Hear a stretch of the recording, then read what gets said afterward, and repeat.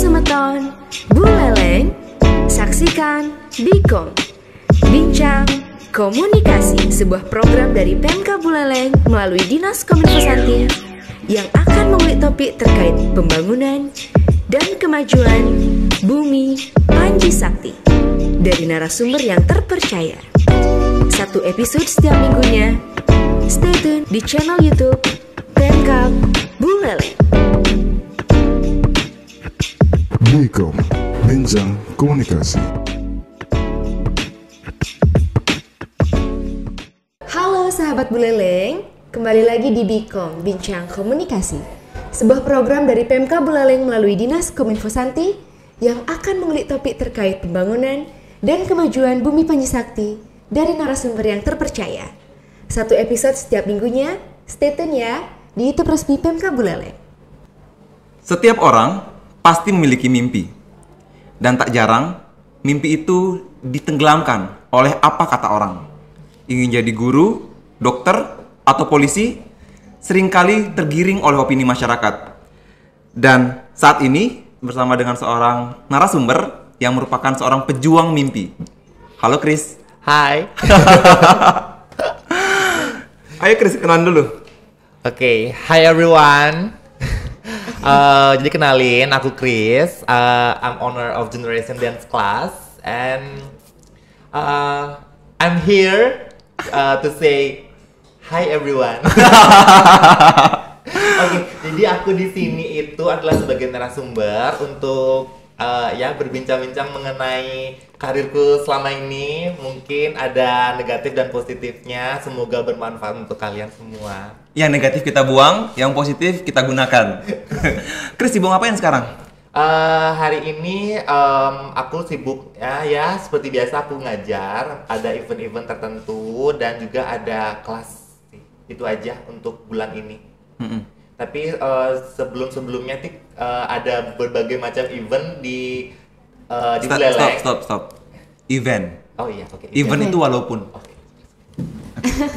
Sibuk ngapain Chris akhir-akhir ini? Seperti biasa ngajar gitu. Jadi ada event dari berbagai macam jenis, tapi masih di satu genre itu tari. Oh, fokus di tari aja nih ya? Tari sama ya kelas yang sering setiap bulan. Oke Kak, aku penasaran nih Kak, sejak kapan sih Kakak menekuni di bidang dance modern ini?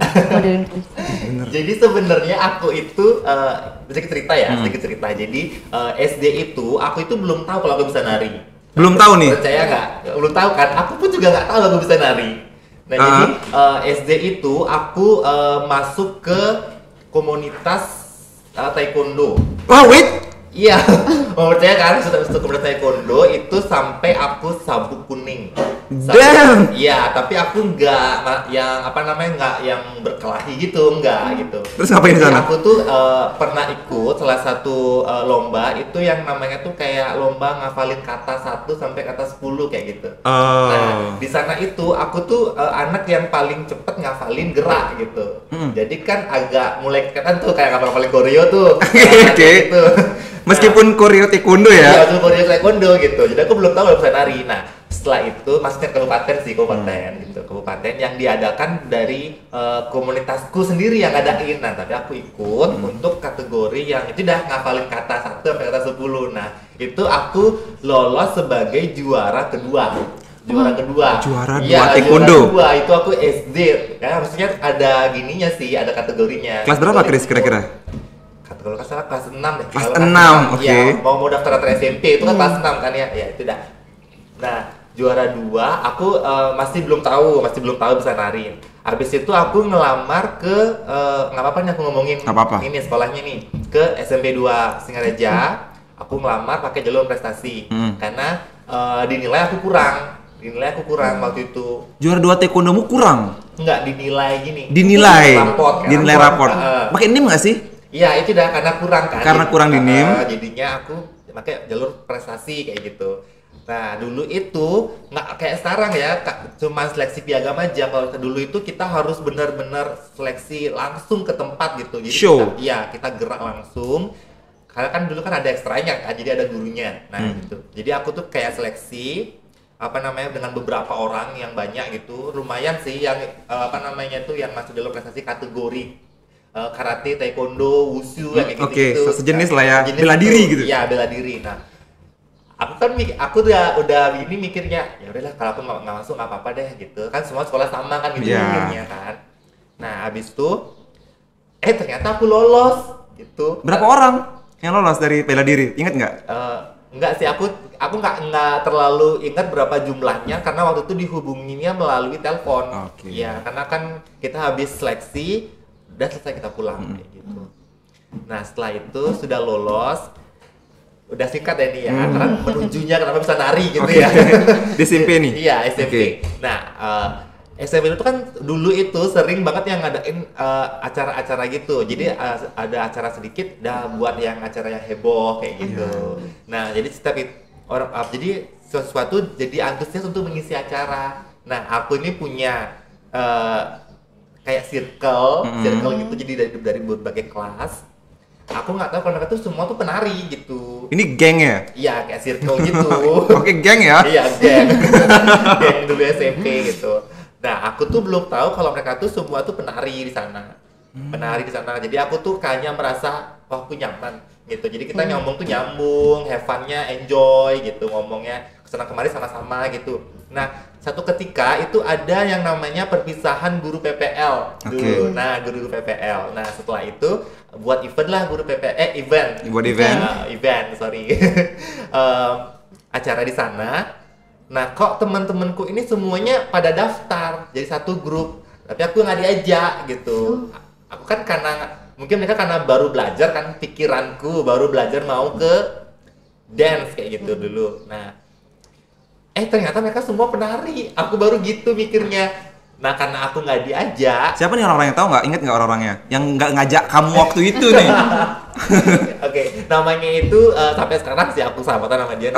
Namanya itu Krisna gitu. Namanya Krisna, cuman aku sering manggil dia Wiri gitu. Karena nama rumahnya dia Wiri gitu. Nama aslinya Krisna. Nah, itu dah dia sendiri buat grup. Habis itu aku tonton, kok bagus gitu. Tapi aku belum mikir sih mau nari gitu, belum mikir mau nari. Nah, adalah tetangga rumahku, satu kelas sama aku, diajaklah aku gitu. Tapi aku bilang, aku nggak bisa nari gitu. Nggak bisa nari, dia bilang gini, oh ya Chris nggak apa-apa, kita juga sewa coach gitu. Sewa coach. Nah, dulu tuh kan anak-anak zaman dulu tuh nggak semanja sekarang gitu loh. Apa-apa dianterin kesana kesini tuh dianterin, enggak. Dulu anak-anak dulu itu semua tuh serba jalan, kalau nggak jalan naik angkutan umum gitu. Iya, Dulu itu nggak semanja sekarang gitu. Makanya kadang-kadang aku kasih tahu muridku, kamu itu bersyukur sekarang, ditungguin kamu latihan, diantarin kesana kemari, tapi kamu kayak gini aja nggak ada progres kayak gitu. Pedes banget ya jadi coach. Iya, kalau aku ngejuri pelatih, aku nggak takut ngomong pedas gitu ya maksudnya, karena itu kan untuk membangun karakter orang kan.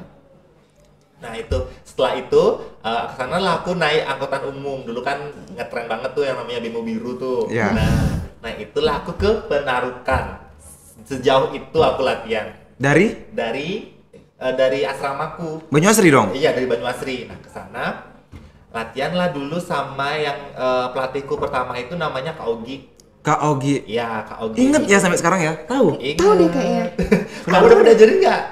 Gini ya dia Kak, pelatih senam gitu bukan? Iya, sekarang dia senam. Dulu dia tarik kreasi gitu. Kreasi dance.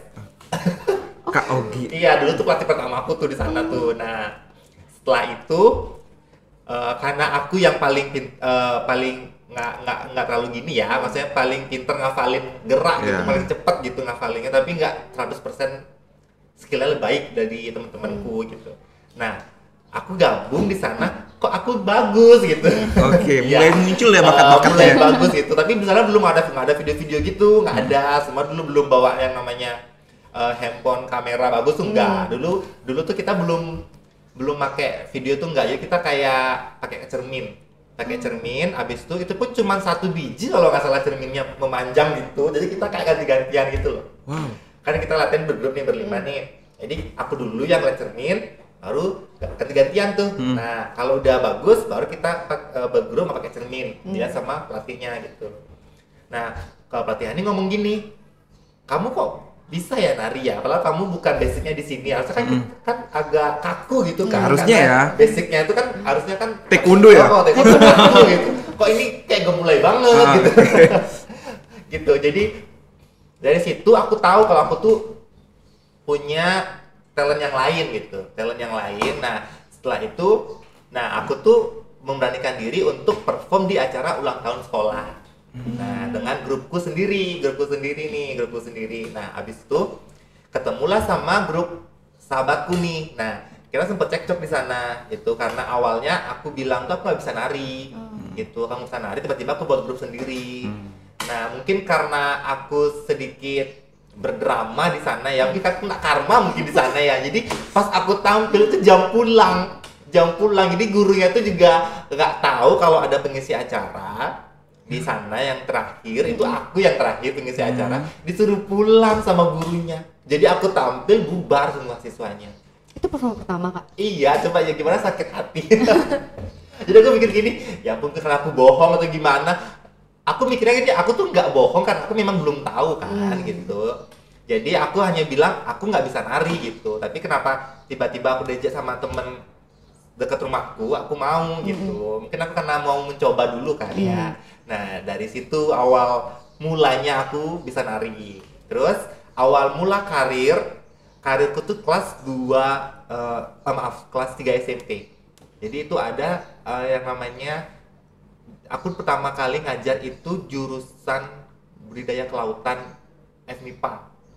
Itu tapi aku di sana itu posisinya sebagai membantu mereka, bukan sebagai coach gitu ya, bukan coach resmi gitu. Jadi aku nggak dibayar, hanya membantu mereka karena kan tetanggaku kan gini bilang, dia liatnya aku bisa nari gitu, jadi dia kiranya aku sobat koreo gitu. Jadi aku tuh di sana tuh membantu mereka, jadi buat tarian seadanya sewaktu aku bisa itu kan, seadanya. Itu waktu itu mereka lomba antar jurusan HUT fakultas. Nah itu lombanya di auditorium Undiksa. Karena pertama kali aku ngajar itu murid aku pertama tuh udah ukuran orang kuliahan. Anak SMP Iya, ngajar anak kuliah. Anak kuliahan gitu. Menang. Kenapa? Dan syukurnya mereka juara 2 di sana gitu. Aku juga kaget gitu. Aku gini mikirnya, apa sebagus itu ya koreo? Aku berangan-angan gitu. Iya. Soalnya dulu tuh yang ngajar itu kan yang kayak coachku dulu kayak Ogi, dulu ada Ceci Dian, ada anak buahnya Mbak Evi, sekarang bosku yang sekarang itu Mbak Evi namanya, anak buahnya itu yang ngajar dulu, itu sainganku semua. Tapi kenapa aku yang jadi juara 2? Kan aku jadinya merasa termotivasi untuk belajar lagi. Di sana aku udah puas banget ya, maksudnya puas banget dengan hasil karyaku. Nah, next itu ada lomba cheers yang membutuhkan choreo dance, tapi dengan jurusan yang sama yang aku ajarin. Nah, aku dihubungin lagi nih. Aku kan semangat lagi kan ngajarnya. Iya, oke. Semangat lagi. Jadi, tapi ini belum gini ya, maksudnya belum ada bayaran segala macam ya, masuk baru proses awal. Oke. Jadi kayak aku tuh kayak nggak nerima apa-apa gitu, Jadi aku sekarang tuh karena seneng, jadi aku bantu. Tapi yang kedua ini mereka nggak juara. Karena kan lombanya cheers kan. Cheers beda ya. Jadi aku hanya membuatkan tarian di part dance-nya aja gitu. Jadi aku nggak sedih sih iya, karena tuh kayaknya aku harus belajar lagi kan gitu kan pemikirannya. Setelah itu masuk SMA, itu SMA kelas 1 baru aku mulai membuka wawasan lagi. Itu aku pernah ikut gini loh, kayak presentasi gitu, Kerja kelompok presentasi gitu, bukan? Enggak, kita tuh kayak menghadiri sesuatu pembicara gitu, Narasumber? Iya, kayak Seminar. Iya, seminar. Aduh, susah banget ngomongnya. Oh, seminar. Cukup dikit. Kan seminar nih. Seminar itu aku pernah ikut di beberapa, aku sampai rela ke Denpasar gitu, seminar gitu. Dulu tuh kan coach-coachnya tuh kan bagus-bagus kan ya, di Denpasar tuh aku belajar di sana. Jadi satu hal yang aku ingat sampai sekarang ya. Jadi gini, membuat tarian itu tidak harus kita melihat tarian yang sudah ada baru kita menjadikan satu tarian. Jadi sebenarnya koreografi yang bagus itu adalah membuat tarian tanpa melihat apa namanya tuh tarian yang udah ada. Jadi kita kan kayak nyari-nyari ini dulu Referensi. baru kita buat tarian kan. Nah itu nggak bener gitu maksudnya, karena koreografer itu kan original kan. Orisinil. Oh iya, original gitu. Habis itu kita nari, habis nari apa tuh buat tarian itu emang kita harus buat di tempat langsung gitu, di tempat langsung itu baru bener gitu. Ah, iya, ya, iya, gitu. bener, Jadi bener. kita nggak boleh lihat referensi kecuali K-pop ya, beda ya. Kalau K-pop kita harus menjiplak, emang harus Kan seperti dance cover itu ya? Iya. Kalau modern dance, tari kreasi, kontemporer itu kita harus menciptakan langsung gitu. Makanya aku tuh tidak pernah melihat referensi yang udah ada di YouTube gitu. Aku maksudnya jarang banget, kecuali konsep. Kalau konsep kita harus belajar dulu, kita baru bisa kita menciptakan suatu ide gitu. Tapi kalau gerak itu memang harus langsung dari tempatnya gitu. Jadi kita latihan langsung gerak gitu. Dan itu yang membuat Chris terbentuk hingga saat ini Iya, gitu ya. itu benar sekali. Chris, boleh tanya dong Chris, prestasi yang selama ini udah pernah kamu torehkan itu apa aja? Yang dari mana dulu nih? Dari yang kecil dulu apa dari yang langsung besar? Kita yang besar aja nih. Oh, Kita yang ngomongin yang besar-besar Oh, aja yang ya. besar-besar aja. Takut ya kalau besar nanti. Nanti kayaknya nggak muat di otak. Jadi prestasiku yang udah aku capai, yang apa namanya goalku ya maksudnya itu pada saat dunia lagi kacau. Jadi pada saat COVID. Karena itu jadi kadang-kadang aku agak sedih sedikit sih kenapa pada situasi seperti ini aku tercapai gitu maksudnya. Tercapai maksudnya cita-citaku untuk go internasional kayak gitu. Jadi pada saat COVID tahun 2020 itu Korea Selatan itu ngadain yang namanya lomba K-pop dance cover. K-pop dance K-pop cover. dance cover itu yang diselenggarakan oleh KBS World itu khusus untuk Indonesia. Jadi semua warga Indonesia di seluruh dunia yang diperbolehkan ikut gitu. Jadi waktu itu aku hanya sekedar ikut aja karena nggak ada kegiatan kan, kita harus di rumah terus itu. Nah aku daftar itu, terus aku hubungin videograferku karena itu kan pakai video kan, jadi kan karena ini sifatnya internasional jadi aku harus mempersiapkan dengan baik gitu. Oh, nggak ke Korea langsung? Nggak bisa karena kan masih COVID kan. Oh iya, betul. Tapi tahun lalu sebelum COVID itu yang juara satu memang ke Korea langsung, yang juara satu. Ya, habis itu aku ngubungin segala macam jenis orang untuk mempersiapkan apa namanya lombaku tuh, dari apa namanya minjem tempat. Kalau aku take video di Krishna Fantastic Land itu muridku juga yang bantuin hubungin manajernya untuk dikasih minjem tempat. Terus aku sewa mobil antik sama temenku Putri namanya. Thank you so much Putri. Yang untungnya dia mengerti dengan keadaan seperti ini, dikasih ya harga temen lah ceritanya gitu, harga teman. Habis itu aku mulai take, itu aku take jam 12 siang. Jam 12 siang aku take, itu berulang-ulang kali sampai ini lucunya ya. Kita take 6 kali nih, 6 kali tapi dipakai yang pertama.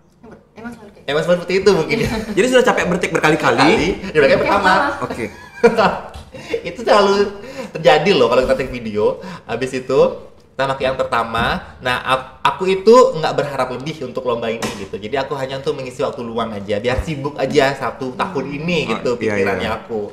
Nah setelah itu di bulan November. Di bulan November lombanya aku ngumpul video di akhir terakhir banget nih, tanggal terakhir aku lupa ya, tapi ini akhir pengiriman pokoknya, tanggal terakhir untuk mengirim video.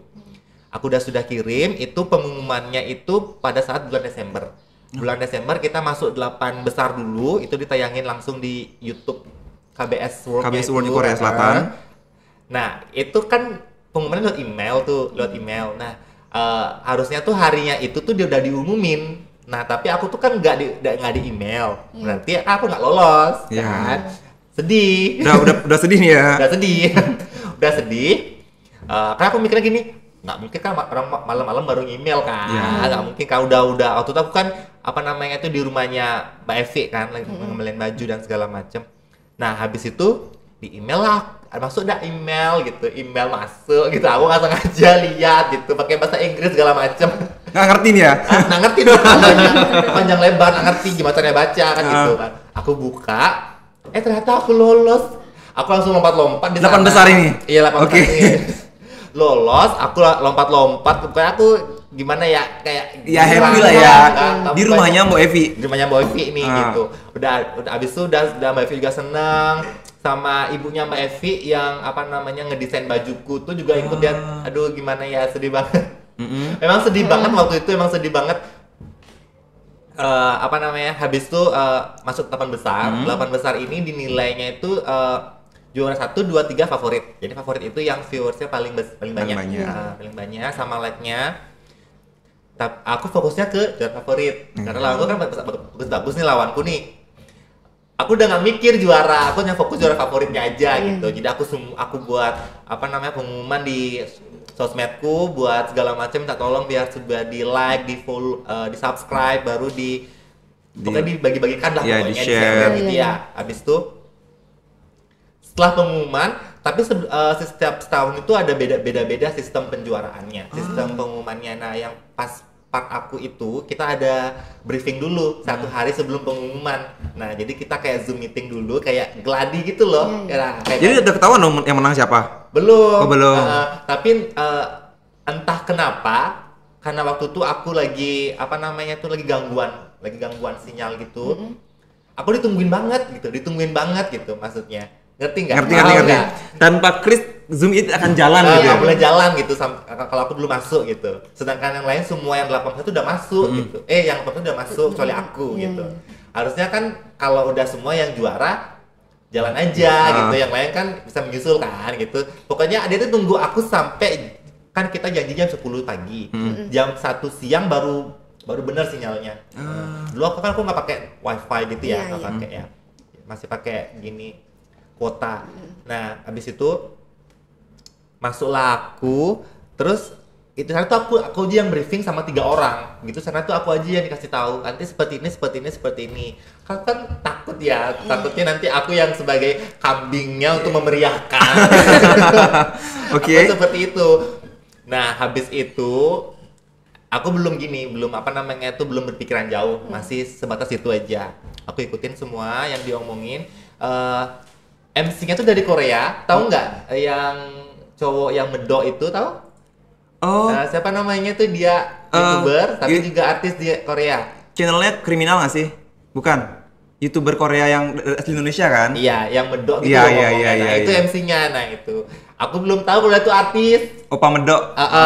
Belum tahu dia. Aku tuh artis itu. Jadi aku biasa aja kan, cuman bilang, oh ini cakep banget tuh MC-nya gitu kan, dari Korea kan gitu. Tapi nggak suka opa-opa di situ. Nah, habis itu aku biasa aja. Habis pas pengumuman, karena kan biasa kan bengong gini ya. Karena nggak expect nothing ya. Udah mikir aku nggak juara gitu. Nah, pada saat pengumuman yang juara kedua itu disebutin namaku. Ya ampun. Chris, aku sampai lompat dari ini kan kursi ini, ini komputer. Dari sini aku lompat ke sana. Bayangin aku kayak gitu loh Pak. Ke sana. Aduh, pokoknya nggak bisa ngomong, terus nangis. Karena aku nggak bisa ngomong apa-apa, jadi aku cuma bisa bilang makasih dan makasih aja. Itu di mana, Chris? Itu di rumahnya Mbak Evi. Iya, karena dia kan pakai bisnet tuh. Maaf ya, kita yang ngomongnya. Jadi lancar. Nah, habis itu, itu udah awal karirku yang pertama yang udah go internasional gitu. Oke, tapi balik lagi Chris, kita berbicara soal kondisi masyarakat kita gitu ya. Tidak banyak orang yang memandang modern dance itu sebagai hal yang positif. Jadi yang pertanyaanku adalah bagaimana pandangan masyarakat, utamanya orang tua, itu terkait dengan profesimu sekarang, Chris. Agak sensitif dikit ya. Tapi memang harus dibicarakan seperti ini karena orang-orang itu memang harus mengerti gitu. Karena kita tuh perlu berwawasan yang luas. Jadi sebenarnya tari modern itu dulu memang sangat bertentangan dengan orang tua, masyarakat itu sangat melarang. Jadi dulu itu kita kayak susah sekali nyari grup gitu karena mau ikut dong. Aku nggak ngasih udah sama orang tuaku gitu. Semua seperti itu alasan yang sama, hampir. Nah, jadi itu dulu aku memulai karir itu juga pernah terpuruk banget karena orang tua juga tidak setuju. Jadi pernah nggak kamu dibilang gini sama orang tuanya? kamu ngapain sih kamu kerja kayak gitu, nggak bakal membuat masa depanmu lebih baik, kamu pernah nggak gitu ya? Ih, pasti sedih banget dong. Nah saat itu tuh aku sampai jangan ngomong sedih nanti aku nangis. Itu siapa yang ngomong, bapak atau ibu? Orang tua aku, keluarga aku gitu maksudnya. Jadi aku tuh ditentang banget sama keluarga aku, karena bapakku tuh mungkin karena TNI mungkin ya. Iya. Bapakku tuh TNI, ibuku tuh semua apa namanya tuh rata-rata berpendidikan keluarganya gitu. Maksudnya apa namanya anak-anak dari saudara ibuku tuh semua berpendidikan gitu. Nah jadi mereka tuh bilang ke aku tuh, kenapa sih harus yang ini diambil gitu, ini nggak bisa buat kamu jadi orang yang sukses gitu. Itu pernah kelas 2 SMA tuh pernah aku sampai nggak makan karena terlalu kepikiran gitu, nggak makan. Pokoknya aku tuh sampai kayak nyiksa diri gitu. Nah kayak nyiksa diri gitu karena kepikiran itu gitu. Aku mikirnya gini, bener nggak sih ya kata orang tuaku, bener nggak sih ya nanti aku nggak jadi apa gitu. Tapi aku tuh maksudnya kayak cinta mati sama profesi ini gitu loh maksudnya.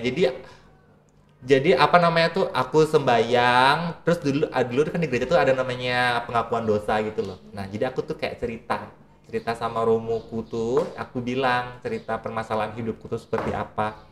Nah yang buat aku tersadar, romoku tuh bilang kayak gini, apa yang Tuhan kasih ke kamu itu kamu jaga gitu. Itu satu kalimat yang sampai sekarang aku inget, sampai sekarang yang buat aku menjaga sampai sekarang tuh yang itu, kalimatnya itu. Karena gini, apa namanya tuh, Tuhan itu tidak akan menyalahkanmu karena kamu sudah menjaga talentmu sendiri gitu. Jadi kamu menjaga anugerahnya gitu, kamu kembangkan dengan jalan yang positif. Kecuali kamu negatif mungkin ya, baru mungkin kamu kena karmanya di sana. Gitu. Karena ketika kamu apa namanya mengembangkan dengan baik kan, kita apa namanya itu kita mengembangkan dengan baik dengan jalur yang positif kayak gitu. Nah, aku nggak tahu entah kenapa romoku tuh ngomong saya seperti itu, padahal aku belum apa namanya tuh menceritakan kalau karirku tuh seperti ini gitu. Aku hanya menceritakan orang tuaku tidak setuju dengan karirku, belum menjelaskan secara detailnya. Tapi romoku tuh bilangnya talent gitu. Jadi seakan-akan dia itu sudah tahu permasalahanku gitu. Nah dari situ apa namanya aku menguatkan diri lagi. Aku nggak peduli sama omongan masyarakat gitu, tapi aku lebih mengedukasi orang tuaku sendiri sih. Nah aku kasih tahu orang tuaku sendiri, aku membuktikan sampai sekarang. Makanya aku pisah sama orang tuaku. Coba kamu bayangin aku ngekos di Sambangan, rumahku di Banyuning. Kan lucu kan? Nah karena aku mau membuktikan gitu loh, dengan profesi ini aku bisa hidup gitu.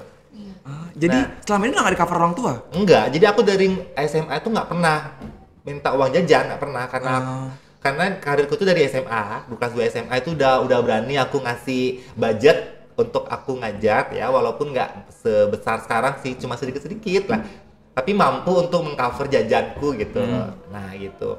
Tapi untuk dana sekolah itu masih biaya sekolah, biaya alat-alat gitu masih orang tua gitu. Masuk ke kuliah itu sudah aku mengcover semua biaya kuliahku sendiri. Tapi ada biasanya nih ya, kita kan ada naik turunnya ya. Di akhir tahun itu aku masih selalu sepi job. Kenapa? Karena akhir tahun masuk Januari itu nggak ada event. Nggak ada event. Susah jadi bule ya. Nggak ada event gitu loh. Jadi aku harus berpegang sama tabungan gitu. Jadi aku kalau sama aku nabung sedikit-sedikit gitu sampai akhir tahun yang nantinya aku bakal tahu aku nggak ada job gitu. Jadi sampai sekarang orang tua sudah mulai mengakui. Iya, dan syukurnya orang tua sudah menerima dengan baik, sudah mengakui profesiku ini baik untuk aku gitu. Karena aku bisa jalan-jalan dengan uang sendiri kayak gitu, nggak pernah memberatkan orang tua. Kadang-kadang aku juga membagi hasilku dengan orang tuaku sendiri kayak gitu. Udah mulai bisa ya, memberikan orang tua ya. Seperti itu. Jadi untuk masyarakat luas, ini sedikit saranku. Kalau bisa kita harus mengenali diri sendiri dulu. Nah, diri sendiri dulu, harus tahu kita itu seperti apa.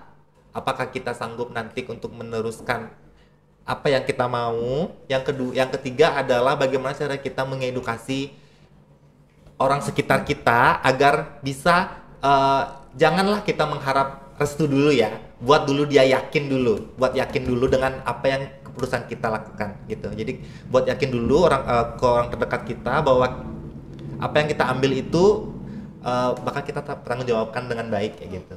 Jadi kita tidak meminta restu. Jadi restu itu berjalan sesuai dengan pembuktian yang kita lakukan. Cuman yang susah itu sampai sekarang itu memang mengedukasi masyarakat. Jadi masyarakat itu tidak sepenuhnya mengerti.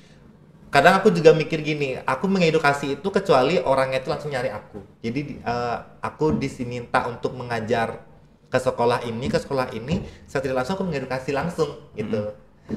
Jadi setiap aku ngajar ekstra, aku nanya, kok cuman segini, kok kenapa semua perempuan? Ya aku nanya lagi gitu.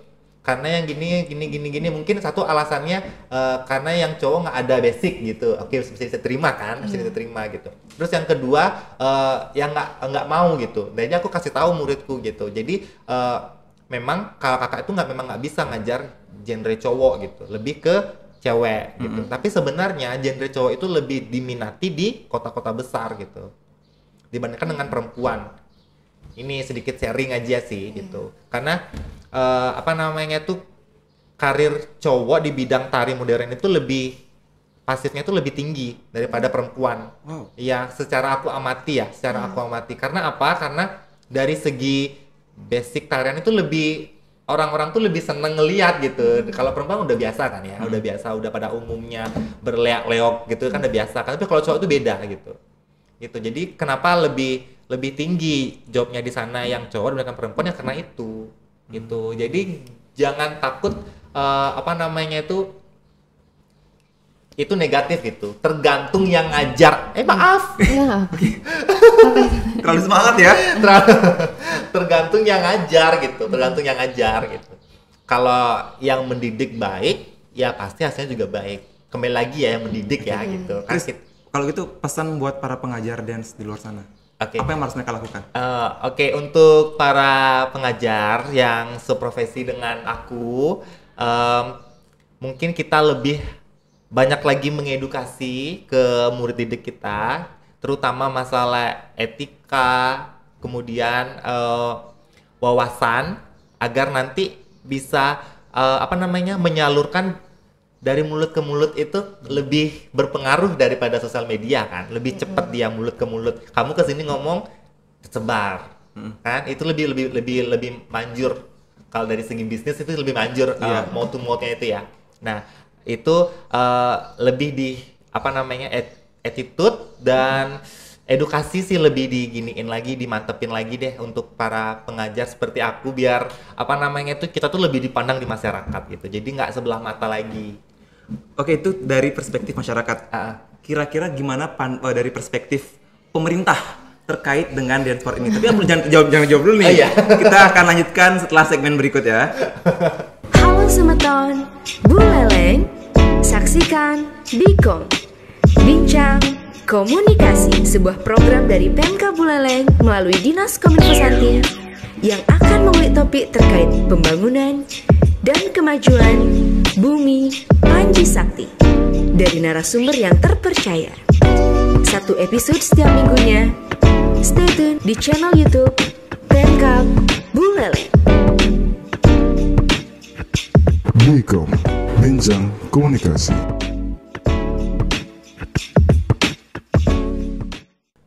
Oke Chris, tadi kan kita sudah bahas dari perspektif masyarakat terhadap kamu ya, utamanya dari dance sport. Sekarang gimana nih perspektif dari pemerintah terkait dengan dance sport yang kamu jalankan selama ini? Loh, jangan ketawa dong. Ini serius pemerintah.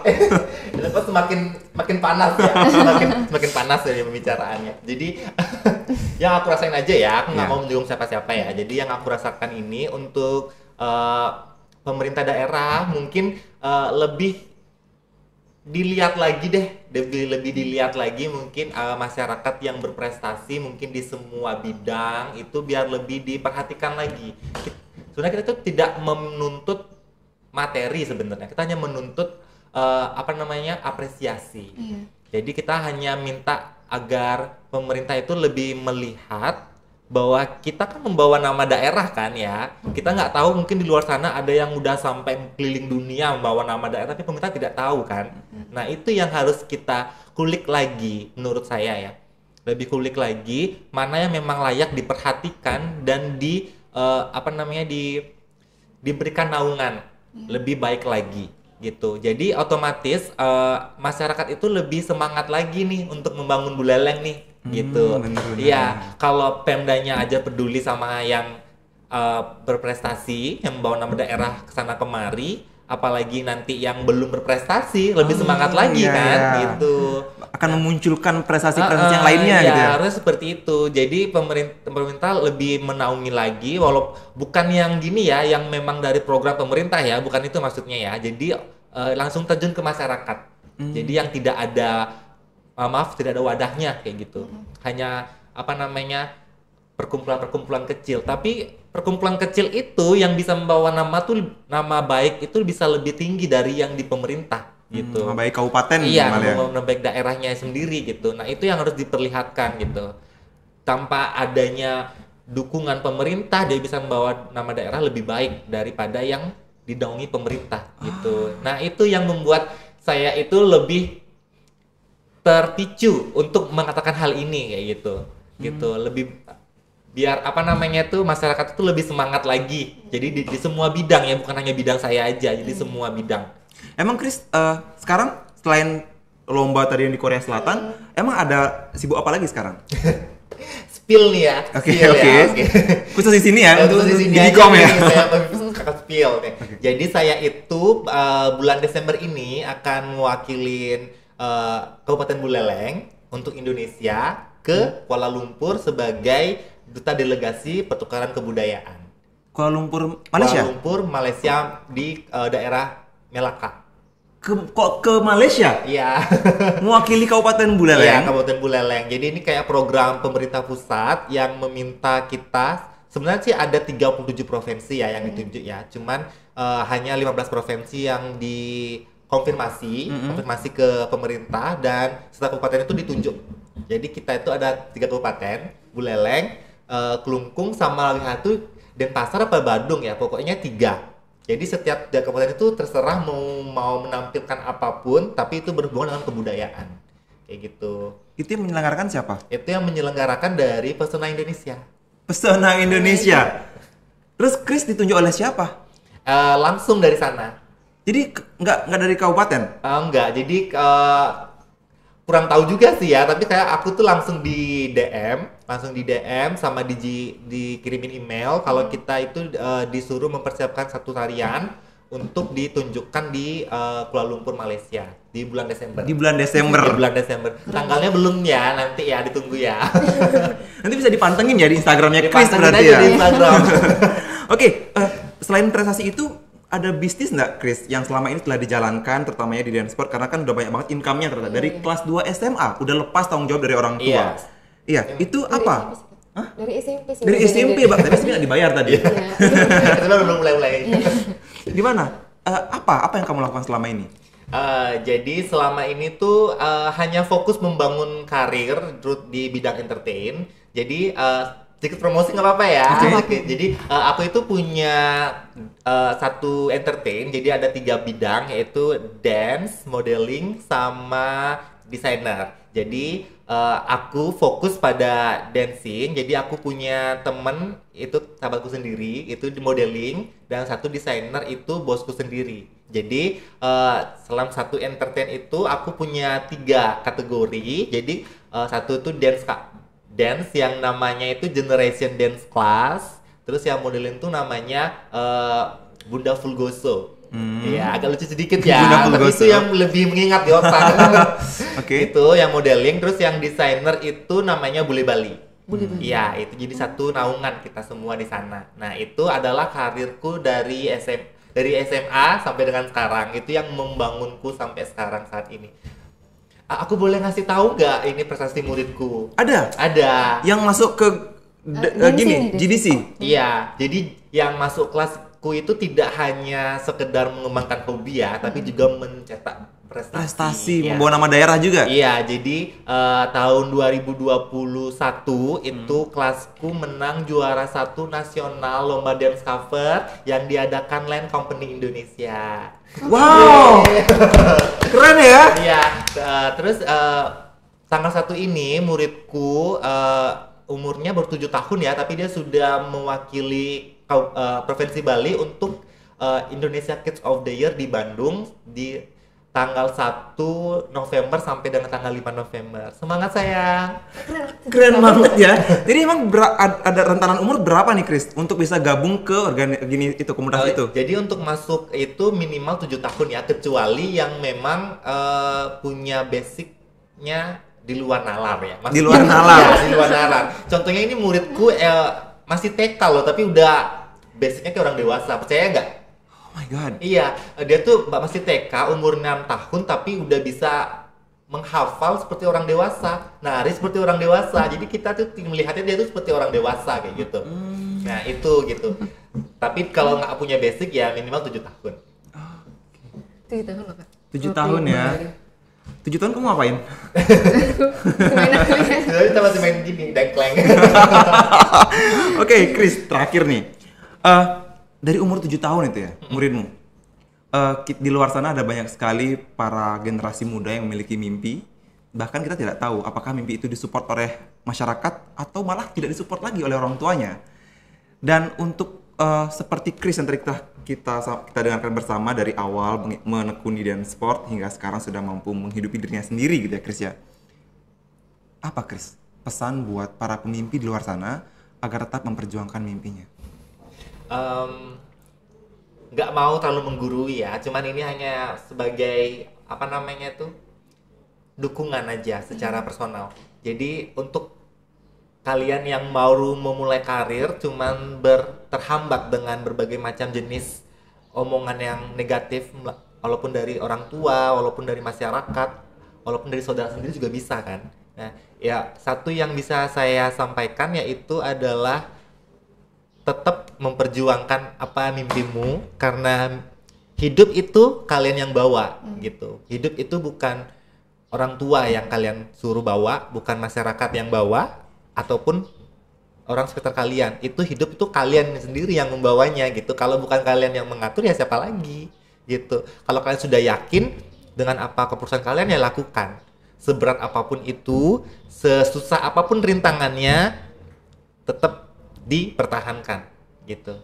Karena memang mimpi itu tidak segampang kita kayak naik lift gitu ya. Enggak, kita tuh harus merangkak dulu, baru kita ketemu tangga, itu pakai tangan dulu, baru kita ketemu eskalator, baru kita naik secara perlahan, baru kita sampai di atas kayak gitu. Jadi memang harus dari bawah banget kayak gitu. Ya, itulah dia banget. bintang tamu kita, Chris. Oke, Kak Chris, aku balik lagi nih Kak ya. Iya. Mungkin banyak ada di sahabat Buleleng yang penasaran, apa sih Kak tips dari Kakak untuk bisa konsisten menekuni hobi sehingga bisa seproduktif dan berprestasi seperti Kakak sekarang? Ya, tipsnya cuma satu sih, cintai apa yang kita lakukan, itu aja.